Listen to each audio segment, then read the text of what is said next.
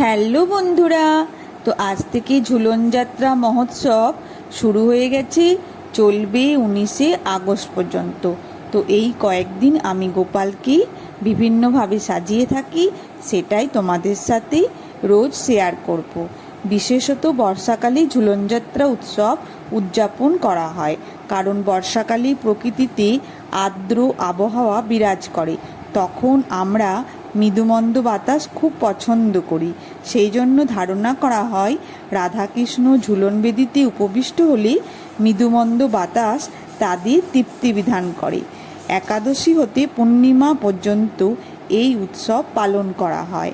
সাধারণত 5 দিন যাবৎ এই উৎসব চলমান থাকে।